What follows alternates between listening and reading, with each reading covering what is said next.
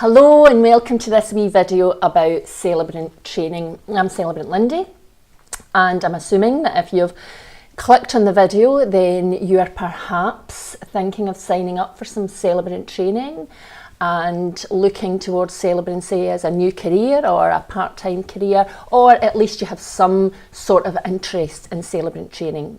Whatever it may be, you are most welcome. And in the video, I thought I would talk about a number of different things. First of all, I'm going to talk about how wonderful a career I have found celebrancy to be. I absolutely love it. And so just to affirm that it can be an absolutely wonderful path to take.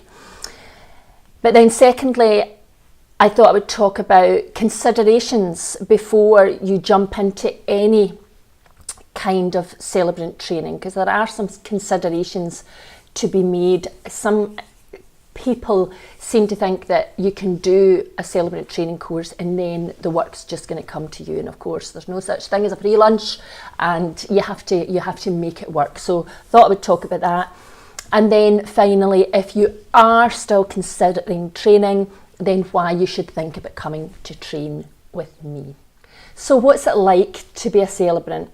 Well, I absolutely love it. It's by far the best thing that I've ever done in my life, and I have done loads of different things. If you're interested, you can look at my About Me page. That's just got some of the things on there that I've done, but I've done a whole range of things, and this is by far the best. I love it. I love all aspects of it, but mainly meeting people, listening to stories, and then rewriting that story in a way it can be delivered to friends and family to mark this major milestone, whether it be a baby coming into the world, whether it be a wedding ceremony, or whether it be saying goodbye to somebody who's died. It's such a privilege, and I love hearing people's stories. Stories are what make the world go round. I absolutely love it. So it's a great job, and you get to meet all different people, you get to work with all different people. I love public speaking, so I get to stand up and speak in front of people, but the good thing is it's not about me.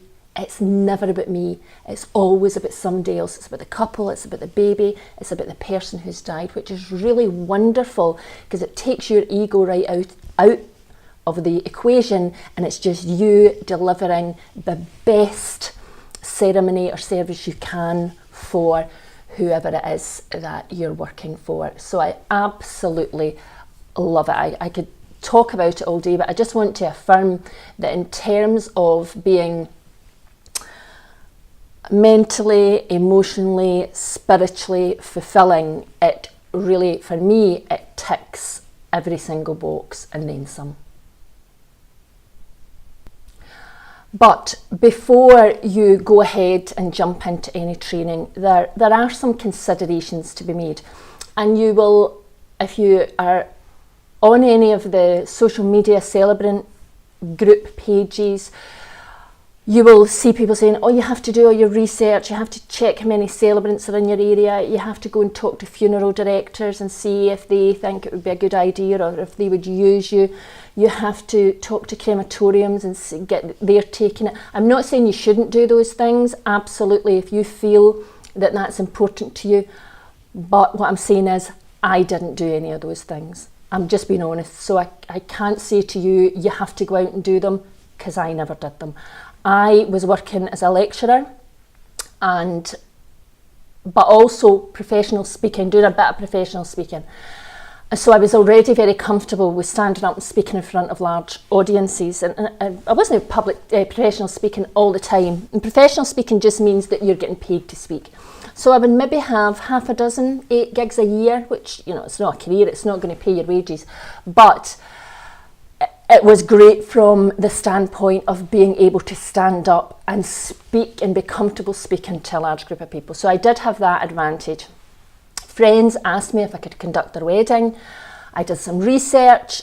I thought about becoming a humanist. I actually applied to become a humanist before reading what that actually meant, and then decided no, that did not align with my beliefs. And so I did some independent celebrant training, and then I just went out and started marketing myself. So that's how I did it. So for me to say you have to go out and do your research and you have to talk to funeral directors, I would be a bit of a hypocrite because I didn't do that. But instead, what I would say is be honest with yourself, because becoming a celebrant doesn't mean that you do your training and you go home and all of a sudden your phone's going to start ringing or couples are going to start phoning you up. And I'm trying to talk in general terms here, because wedding celebrancy and funeral celebrancy are two different things altogether, because with funeral celebrancy there is usually always a middleman there, and that's the funeral director. So that's who you're marketing yourself to, the funeral director.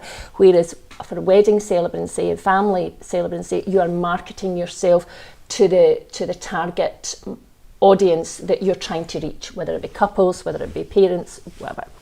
But I'm trying to talk in general terms. So yes, it's not a case of you'll come and do the training with me or anybody else and then all of a sudden your phone will be ringing off the hook. That's not going to happen. You have to go out there and make it happen. What the training will do is give you all the tools and the techniques and build up your confidence to get you to a place so you're at the starting line in your celebrancy career and you have everything you need, but you're the one that has to move forwards with it. And so if I were you, I would be very honest with myself and ask, am I the type of person who, if I say I'm going to do something, then I do it? Or am I the type of person that tends to start something and not see it through to fruition? If that's the case, you have to be honest with yourself. Why is this going to be any different? And if you're saying it's going to be different, well, how's it going to be different? What are you going to do differently? Are you somebody who's comfortable in communicating with other people, and that is on the phone, face to face, and standing up and speaking into groups?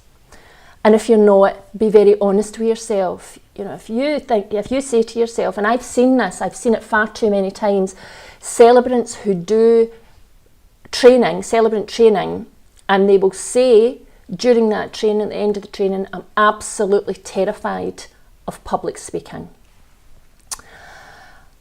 That's an issue, because using somebody's ceremony, a funeral service, as your training ground for becoming a confident professional speaker is not ideal, because that family, that couple deserve to get the best that they can get from you. So if you're absolutely terrified of speaking in public, then be honest with yourself, is this the right career for you? And if you still want it, how can you develop your public speaking, your professional speaking skills? And there are a number of ways you can do that. On our course, on my course, we look at that, we practice that, we practice it in small group settings, we practice it in front of the group, and I encourage you and give you ideas of where you can go to continue to develop those skills, because it is very important. You don't know, it's unlikely at the start of your celebrancy career that you'll get asked to do a service in front of 500 people or a ceremony in front of 500 people, but you just don't know. It could happen, and you will be expected to hold that space. And if you don't know what I mean by hold that space, I'll talk about that in another video. But what it just means is to be confident and in control of everything that's going on in that room, and through that being able to deliver the type of ceremony or service that the family or the couple. But also, are you somebody who is uncomfortable speaking to others on the phone or approaching people such as funeral directors, or if you're at a wedding fair talking to couples? These are things that need to be considered, because they are important things. Now, I'm not saying that if you're saying to yourself, oh yeah, I'm a bit uncomfortable with speaking to other people on the phone, or that should put you off becoming a celebrant. All I'm saying is, think about it, take ownership of it, and then start to ask yourself, well, what can I do right now, before I even consider any training, to try and improve these skills, so that once you do go and do your training, finish your training, then you're feeling much more comfortable about going out and approaching funeral directors, approaching venues to ask them if they will consider keeping your details as a celebrant, approaching couples, all these different people that are in fact the doorway to your success as a celebrant.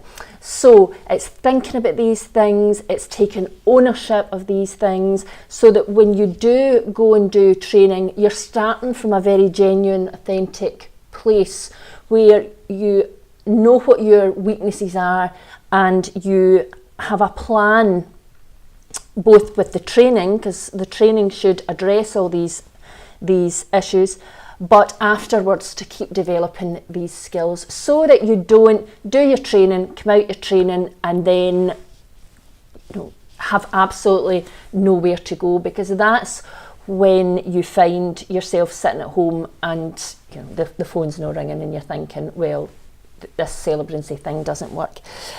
It's a two-way thing, and you need to make it work. So those are just a few of the considerations that you should bear in mind when you're thinking of going and doing any celebrant training. So why should you consider coming and doing your training with me, Celebrant Lindy? Well, I think for a number of reasons.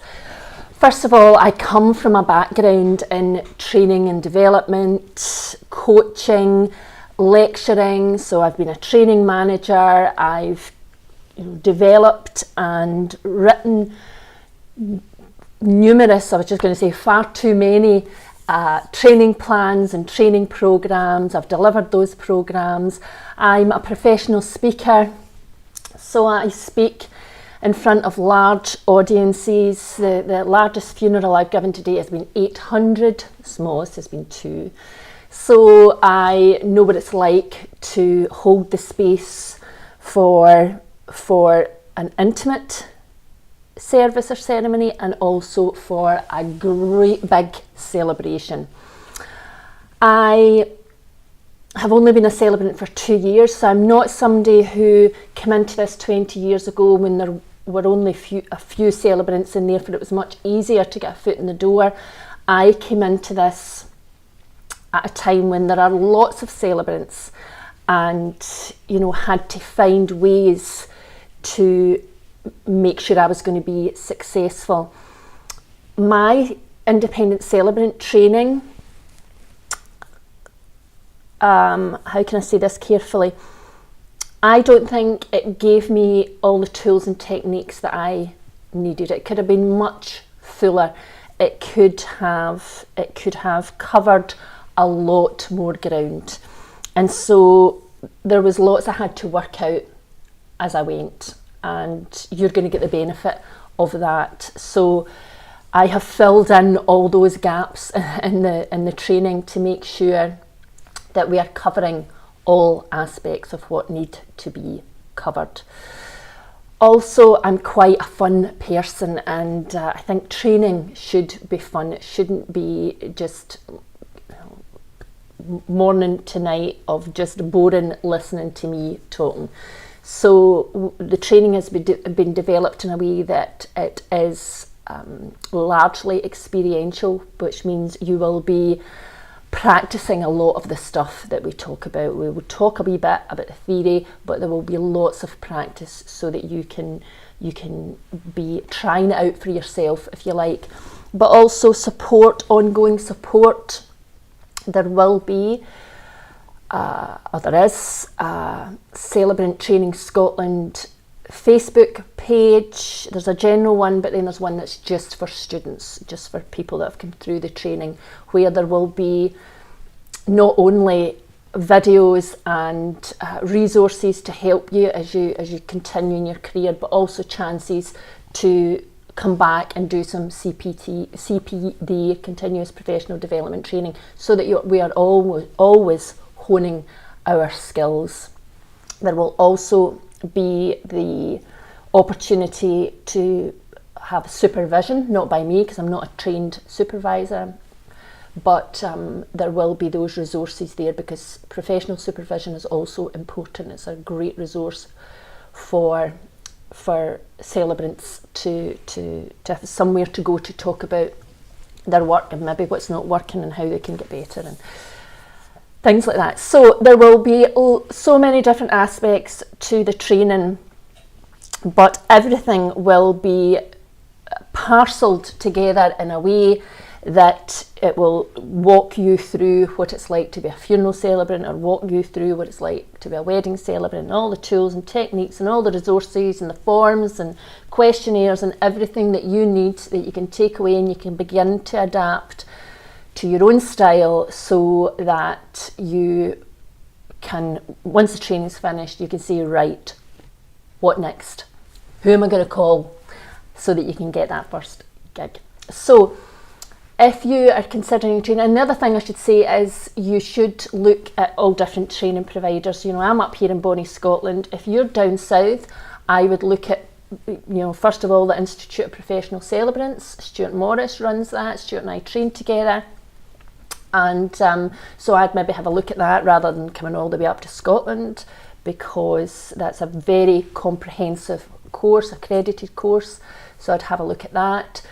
My training does offer the option to upgrade to an accreditation, and that's very kindly been offered through the Institute of Professional Celebrants. So I'd have a look at them if you're down south. I'd have a look at them anyway, and any other training providers that you are drawn to, and contact them, ask them to phone you, or you phone them, have a chat, have a list of questions, queries, anything you want to ask, and those questions and queries should be answered in a way that leaves you thinking, this is the right training provider for me. So if you have any questions or queries, then please drop me an email at lindy@celebranttrainingscotland.co.uk, or you can give me a call on 07800 950 647. I look forward to hearing from you, and I hope I get to see you in the classroom